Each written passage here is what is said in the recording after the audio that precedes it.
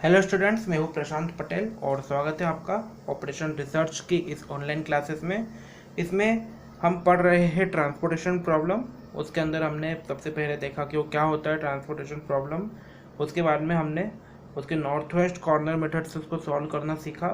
आज हम transportation model को रो मिनिमा मेथड की हेल्प से सॉल्व करना सीखेंगे। तो मैंने क्वेश्चन ले लिया है मैंने, ठीक है, ये क्वेश्चन है। तो इसमें हमको इसको रो मिनिमा की हेल्प से सॉल्व करना है। इसके अंदर कुछ डिमांड दी हुई है, कुछ सप्लाई दी हुई है, ठीक है, और एक स्टेशन से दूसरे स्टेशन तक जाने की हमको अलग अलग कॉस्ट इसमें दी हुई है। तो देखो, ट्रांसपोर्टेशन प्रॉब्लम को सबसे पहले सॉल्व करने के लिए हमको उसको बैलेंस करना जरूरी होता है। हमको उस प्रॉब्लम को हमको बैलेंसिंग जरूरी होती है। उसके लिए हमको डिमांड और सप्लाई को इक्वल लाना होता है। तो देखो, इसमें डिमांड दी हुई है 75302।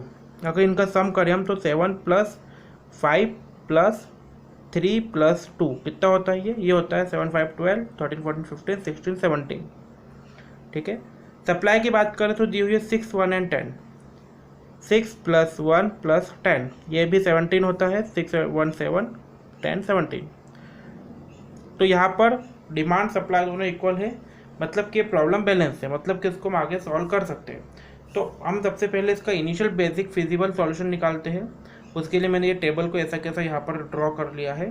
तो आगे देखते हैं इसमें कि इसको कैसे सॉल्व करेंगे। तो देखो, हमको यहाँ पर रो मिनिमा देखना है। तो उसके लिए हम क्या करते हैं, सबसे पहली रो देखते हैं। सबसे पहली रो कौन सी है?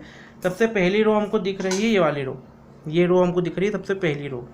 अब ये देखो कि फर्स्ट रो में सबसे छोटा नंबर कौन सा है। तो सब फर्स्ट रो में सबसे छोटा मुझे दिखता है 2। क्या दिखता है? 2 दिखता है, ठीक है। तो 2 में सप्लाई है 7, डिमांड है 6। सप्लाई 7 है, डिमांड 6 है।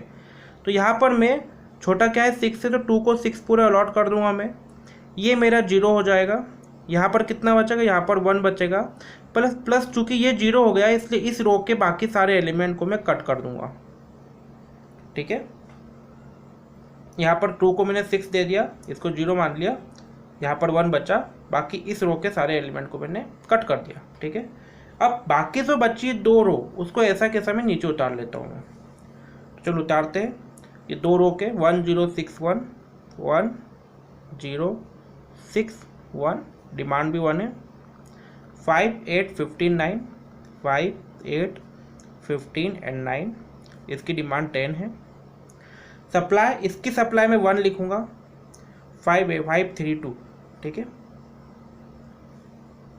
अब चलिए, अब वापस से वही करेंगे हम।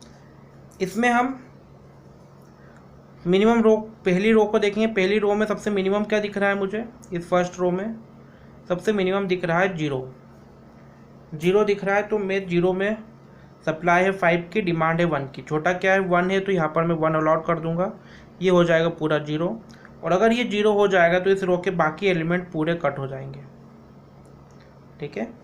ये कट होकर यहाँ पर 5 ही बचेगा। यहाँ पर 1 जा चुका है, तो यहाँ पर क्या बचेगा? यहाँ पर 4 बचेगा, ठीक है।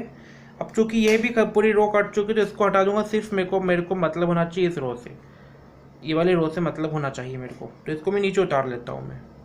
तो नीचे उतारूंगा इसको मैं। 5 8 15 एंड 9।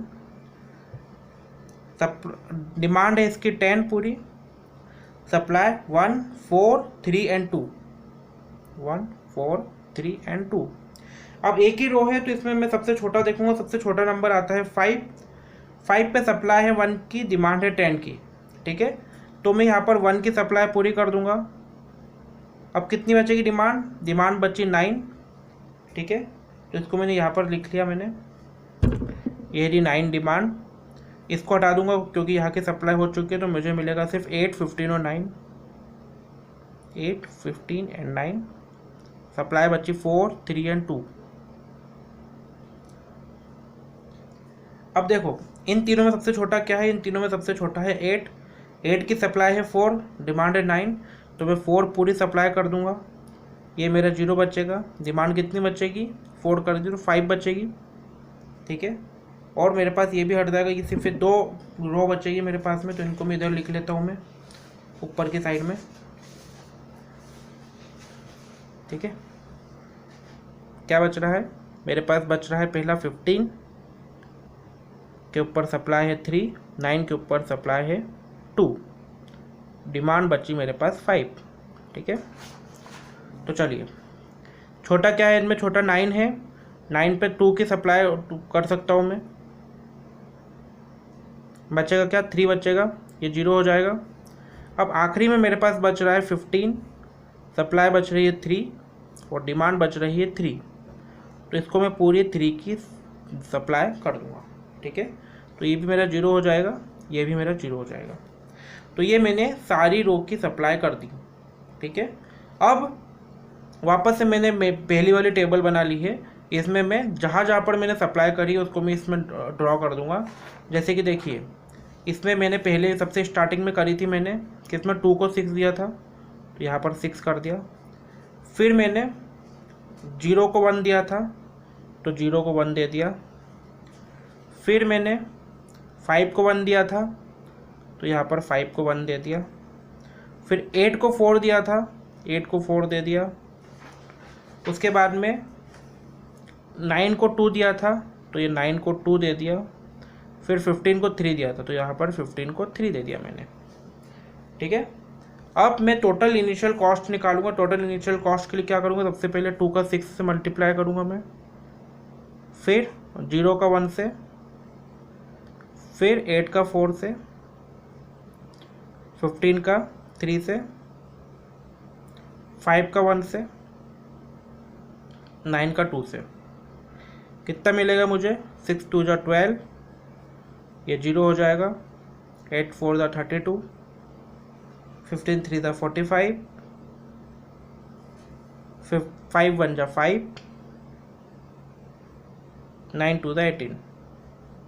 इन सभी को जोड़ लूँगा मैं, मुझे मिलेगा 44, 89, 94, 112।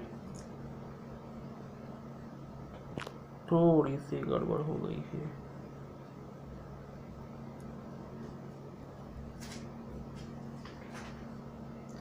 ठीक है, तो ये हमारा फाइनल आंसर हो जाएगा।